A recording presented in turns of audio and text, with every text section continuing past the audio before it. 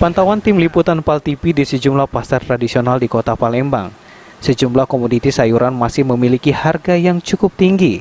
Di antaranya varian cabai, mulai cabai rawit, cabai burung, dan juga cabai keriting. Dikonfirmasi mengenai hal itu, Lydia, salah seorang pedagang di Pasar Baru Talang Jambe, mengakuinya.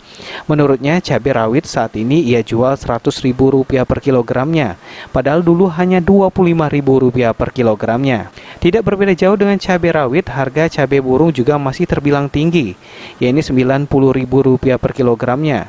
Sementara cabai keriting meski tidak semahal cabai rawit dan cabai burung, namun harganya cukup tinggi pada kisaran Rp40.000 per kilogramnya. Ini di antara beberapa jenis cabai ini yang mana Bu yang masih tinggi harganya? Cabai rawit. Cabai rawit. Berapa sekarang harganya Bu? 100 kilo. 100.000. Iya. Oh, dulu berapa emang itu? Murah dulu selawin. Apa lah Bu kok bisa mahal Bu harganya? Kurang tahu. Memang dari agennya atau gimana? Dari agennya ya. Kalau yang harga yang lain Bu? Cabai burung juga mahal. Berapa Bu? 90. 90 ya. Kalau yang cabai merah keriting itu? Cabai merah 40. Sebenarnya harapan kita sama pedagangnya apa Bu? Kan ini kan dampaknya masih sepi pembeli ya Bu? Atau cepat apa? Tidak ngaruh Bu?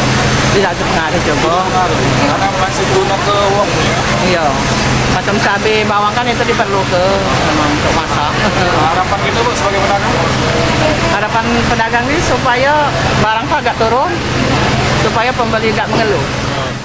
Pedagang mengakui harga cabai yang tinggi dari agennya. Kedepan pedagang berharap agar harga cabai ini tidak tinggi lagi, sehingga pembeli tidak mengeluhkannya. Irawan, PAL TV.